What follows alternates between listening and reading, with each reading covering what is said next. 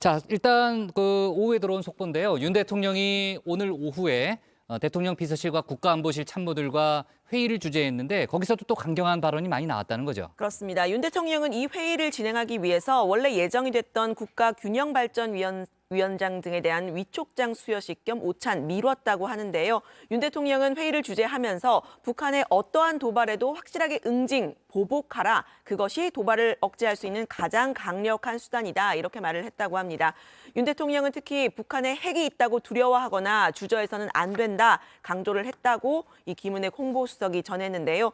윤 대통령은 내일 이 국방과학연구소를 방문해서 드론과 미사일 같은 이 비핵 물체에 대한 감시, 정찰 요격 시스템 등을 점검할 계획이라고 합니다. 네. 북한의 무인기 침공 관련해서 국회 국방위에서 오늘 오후에 긴급 현안 질의가 열렸는데요. 앞서 이제 그 유채커가 설명도 했고 윤 대통령이 오늘 또 이종석 국방장관에게 도대체 그동안 뭐 했다는 거냐 이렇게 강하게 또 질책을 했다는 그런 내용도 나왔는데 이종석 장관이 국회에 나가서 사과 입장을 밝혔죠. 네, 이종석 국방부 장관이 이제 국방부 장관으로서 북한 무인기 도발 상황에 대응하는 작전의 결과에 대해서 이 국민께 송구하다는 말씀을 드린다 이렇게 말했는데요.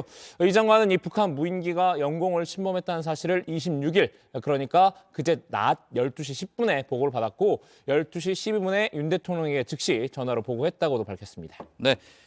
이 무인기가 서울 북부까지 들어온 사실은 확인이 됐습니다. 서울 은평 쪽까지는 온 사실이 확인이 됐는데 대통령실이 있는 용산까지 간 거 아니냐는 그런 보도가 좀 많이 나왔고 오늘 긴급 현안 질의에서도 관련 질의응답이 있었죠. 그렇습니다. 민주당 김영배 의원이 이 부분을 질의를 했는데요. 이종섭 장관은 여기에 대해서 용산까지 오지 않은 건 확신한다 이렇게 말을 했습니다. 김 의원은 또 군 당국이 북한 무인기가 비행한 곳을 서울 북부 지역이라고 표현한 것에 대해서도 축소한 것 아니냐 이렇게 주장을 했는데요.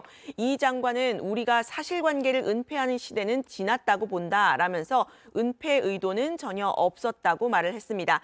다만 이 세부 지명은 보안 문제 때문에 국회 보고 자료에도 기록하지 않았다면서 국방위원들에게 별도로 보고를 하겠다 이런 취지로 설명을 했습니다. 네, 오늘 여야 의원들 모두 군의 대응 태세에 대해서 질타를 했는데 다만 이제 여당과 야당의 또 포인트는 다르더라고요. 아까 이제 유채커가 얘기했던 대로 야당 쪽에서는 윤 대통령 또 대통령에게 직접 또 공세를 맞추는 그런 모습이었고 아무튼 어제 새때에 이어서 오늘 풍선을 무인기로 오인한 이제 그런 또 상황이 벌어졌는데 군으로서도 또 철저하게 대응을 해야 되는 그런 상황이고 우리 군이 내일은 무인기 도발 상황을 가정한 합동 방공 훈련을 실시한다는 거죠.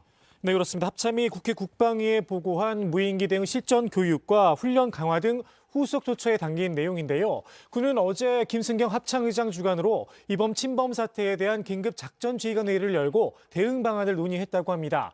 그 결과 북한의 소형 무인기 도발 양상을 고려해서 합참 차원에서 통합된 실전적 교육 훈련을 강화하기로 했는데요. 그 일환으로 내일 합동 방공 훈련을 실시합니다. 또 육군과 공군의 타격 자산을 지역별로 종합해서 운영하는 방안도 새롭게 모색하기로 했습니다. 네.